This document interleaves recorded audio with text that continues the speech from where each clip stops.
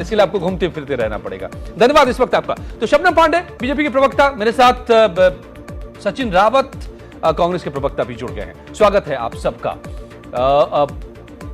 मैं अभी जो देख रहा था, एक हमारे सहयोगी बता रहे थे शबनम जी कि दो बड़े मुद्दे हैं आज माया बनाम मोदी के गढ़ में जो मुकाबला हो रहा है विकास और राष्ट्रवाद का।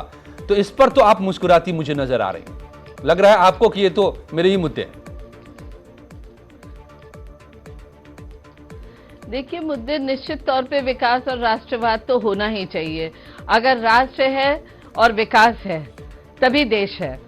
तो राष्ट्र की सुरक्षा को लेके पश्चिमी उत्तर प्रदेश के इस 8 लोकसभा सीट पे लोग अगर इतने ज्यादा सजग हैं तो निश्चित खुशी की बात है। और इससे भी पहले मैं भूल गई, मैं मतदाता जो वोट देंगे उनसे गुजारिश करूंगी आपके चैनल के थ्रू कि निश्चित तौर पे बड़ी संख्या में, और खासकर युवा और महिलाओं को कहूंगी, बड़ी संख्या में जाइए और वोट करिए और अपने पसंद के नेता को अपने कॉन्स्टिट्यूएंसी में लाइए और भरपूर विकास कराइए देश का। और जब वीआईपीज आके सुबह सुबह करते हैं तो निश्चित तौर पे हम लोग सबका हौसला बढ़ता है। ऐसा लगता है कि जब इनके लिए इतना जरूरी है तो हम आम आदमियों के लिए तो और भी जरूरी है। अब मैं राष्ट्रवाद और विकास पे कहती हूँ, हमने मैं इस पर शबनम जी आऊंगा, हालांकि पूरे देश में मैं आपके पास दोबारा आ रहा हूँ। विकास और राष्ट्रवाद क्या आप ही का मुद्दा है? और भी मेहमान हमारे साथ जुड़ रहे हैं सियासी, लेकिन ओपी यादव साहब जुड़ गए हैं, चुनाव विशेषज्ञ मेरे साथ, उनको भी मिले आऊं डिबेट में। ओपी यादव जी, ये जो इलेक्शन है दूसरे चरण का, हम उत्तर प्रदेश की खासतौर से बात करें, जिन 8 सीटों पर वोट डाले जा रहे हैं वो मायावती का भी कर रहा है। हालांकि पिछली बार पूरी तरह से सफाया कर दिया था बीजेपी ने सभी का, तो यहां पर 8 सीटें बीजेपी की झोली में आ गई। लेकिन इस बार के चुनाव में जब गठबंधन है तो उसके बाद क्या मायावती के लिए एक बार फिर से मौका है कि वापसी करें, अपनी जमीन को वापस हासिल करें, या फिर वो मुद्दे हावी हैं जिसकी बात शबनम जी कह रही हैं, विकास और राष्ट्रवाद या जातिवाद है मुद्दा?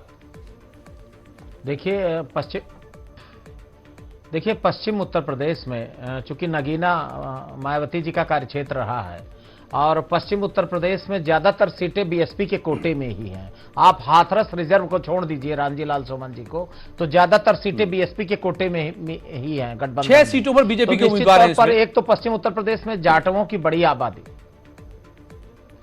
जी। आज जिन 8 सीटों पर वोट डल रहे हैं उनमें से 6 बीएसपी के खाते में है, बीएसपी के उम्मीदवार हैं, एक पर आरएलडी, एक पर एसपी। जी जी, रामजी लाल सुमन हाथरस से समाजवादी पार्टी से हैं और एक आरएलडी के, तो कुल मिला के 6 सीटों पर बहुजन समाज पार्टी लड़ रही है। और एक तरह से दलितों में जाटव की बड़ी आबादी है पश्चिम उत्तर प्रदेश में। और पिछली बार 2014 की जो मोदी लहर रही उसमें बीएसपी ने कोई बहुत अच्छा परफॉर्मेंस इस एरिया में नहीं किया, लेकिन निश्चित तौर पर जाटव, जाट, मुस्लिम और यादव कॉम्बिनेशन के बल पे बीएसपी इस बार गोल खिलाना चाहती है। और निश्चित तौर पर आप देखिए कि नगीना उनका कार्यक्षेत्र रहा है, तो खासकर जो रिजर्व सीटें हैं और इसके अलावा जो मुस्लिम और जाटव का और जाट का जो कॉम्बिनेशन है, निश्चित तौर पर गठबंधन की बातें खिली हुई है। लेकिन चूंकि चुनौती बहुत तगड़ी है, देखिए पश्चिम उत्तर प्रदेश में कंप्लीट चुनाव राष्ट्रवाद बनाम जातिवाद का है और उसके अलावा कांग्रेस को भी आप कहीं से भी हल्के में नहीं ले सकते। फतेहपुर सिकरी में कांग्रेस दमदारी से त्रिकोण बना रही है, राज बब्बर साहब बहुत बेहतरीन चुनाव लड़ रहे हैं। इसके अलावा जिन उम्मीदवारों को कांग्रेस ने मैदान में, जैसे चौधरी बृजेंद्र सिंह अलीगढ़ में, तो कांग्रेस भी बहुत मजबूती से चुनाव लड़ रही है। और पहले तो गठबंधन की बात होती रही, लेकिन उसके बाद कांग्रेस ने जो तीसरा आयाम बनाया है, तो निश्चित तौर पर आंकड़े बिल्कुल रोचक होंगे, उसमें कोई दो राय नहीं। शबनम जी, तो विकास और राष्ट्रवाद आपका मुद्दा है, पिछली बार के चुनाव के नतीजे जो है वो आपका हौसला है, लेकिन इस बार की तस्वीर अलग है। इस बार गठबंधन है सामने में, तो क्या ये 8 सीटें जो है आपके पास, तो खोने के लिए आप ही के पास है, बाकियों के लिए जो है वो पाने के लिए है? देखिए, मैं एक बात और इसमें जोड़ना चाहूंगी कि ये जो 8 सीट है नगीना सीट में, क्योंकि मायावती जी का कार्यक्षेत्र भी रहा है, लेकिन अगर पिछले लोकसभा चुनाव के 2014 के पहले का भी देखा जाए तो बीएसपी कभी भी लोकसभा चुनाव यहाँ जीत नहीं पाई है इन सभी क्षेत्रों में। जो 8 अभी हमारे जो लोकसभा सीट हैं, भले ही जातीय समीकरण कुछ बताता हो, तो ये जरूर बताता है कि यहाँ के लोग विकास को सर्वोपरि हमेशा माने हैं, जाति समीकरण को उतना मजबूती से नहीं देखा गया है। चाहे किसी भी सीट में मथुरा देख लीजिए, आगरा देख लीजिए, कभी भी बीएसपी यहाँ लोकसभा सीट नहीं जीती है। तो ये एक अच्छा संकेत है लोकतंत्र के लिए कि लोग विकास और राष्ट्रवाद जैसे मुद्दे पे आज चुनाव लड़ने जा रहे हैं और वो वोट देने जा रहे हैं। ओपी यादव जी, आप क्या सहमत हैं कि इस इलाके में विकास के नाम पर ही लोग वोट देते रहे, जातीय समीकरण हावी नहीं रहा है, या दरअसल यहां पर ध्रुवीकरण हावी हो जाता है? देखिए, पश्चिम उत्तर प्रदेश की जो सियासी तस्वीर है और जो तासीर है, वो कहीं ना कहीं पोलराइजेशन भी होता है, जातिवाद भी है, और इसके अलावा डेवलपमेंट भी एक इश्यू है। आप देखिए कि राजबब्बर जी का कार्यक्षेत्र आगरा, तो वहां कोई बहुत जातिवादी तस्वीर उनके साथ नहीं रही है, या जो फिरोजाबाद में वो भी पार्लियामेंट गए तो वहां जाति, क्योंकि राजबब्बर जी जिस कम्युनिटी से आते हैं उस कम्युनिटी की संख्या बहुत ज्यादा नहीं है, उनका ग्लैमर तड़का जरूर है, लेकिन कहीं ना कहीं उन्होंने डेवलपमेंट पे चुनाव जीता।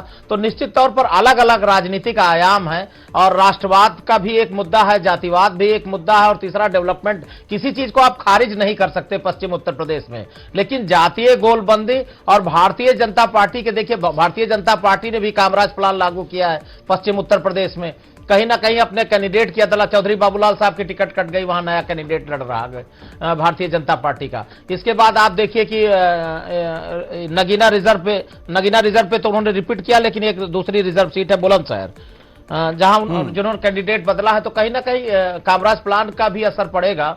और दूसरी सबसे बड़ी चीज ये है कि जो भारतीय जनता पार्टी की जो पॉलिसी रही, जो योजनाएं रही हैं, उनका कार्यकर्ता गांवों तक कैसे पहुंचा पाता है, उसमें भी बड़ा फर्क पड़ेगा। और जो मैंने शुरुआत में कहा कि जाटो, मुस्लिम, यादव, गुजर की जो सोशल इंटैक्ट है, या जो गोलबंदी है, जातीय गोलबंदी, वो क्या आयाम ले जाएगी सियासत में, कुछ कहा नहीं जाता अभी शुरुआती दौर में, चूंकि अब तो वोट हो रहा है, और क्या तस्वीर आएगी अभी पिक्चर साफ हो रही है।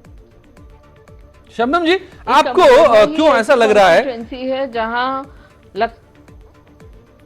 जी बताइए। जी, मैं ये बोलना चाह रही थी, एक अमरोहा ही ऐसी कॉन्स्टिट्यूएंसी है जिसमें विभिन्न दल अलग अलग समय चुनावों में जीते हैं, और जहां तक हमारी योजनाओं का है, तो निश्चित तौर पे हमारी जो योजनाएं थी, अंतिम पंक्ति में खड़े लोगों को की जरूरतों को, आवश्यकताओं को पूरी की है। अगर हम किसी को घर देते हैं, किसी को बिजली देते हैं, किसी के घर शौचालय देते हैं, ये एक बेसिक सी गैस कनेक्शन देते हैं, इतनी बेसिक नीड होती है लोगों की डे टू डे की, कि अगर वो हम पूरा करते हैं, हम सड़क देते हैं। देखिए, इतने सालों तक पश्चिमी उत्तर प्रदेश को उत्तर प्रदेश के अन्य भाग से ज्यादा उन्नत माना जाता है, लेकिन आज भी वहां ऐसे बहुत से गांव मिले।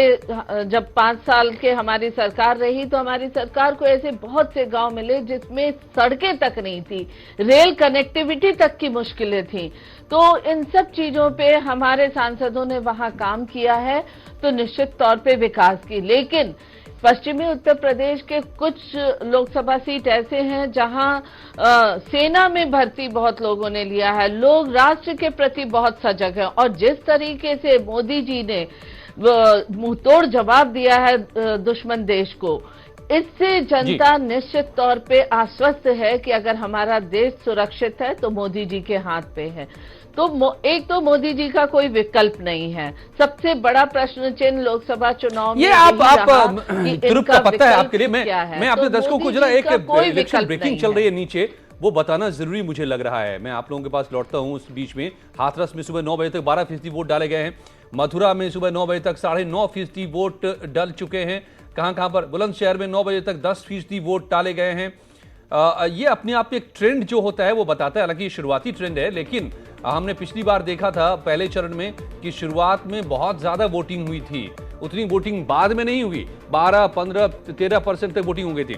इस वक्त देखिए अमरोहा में 9 बजे तक 12% वोट डल गए हैं। नगीना में 11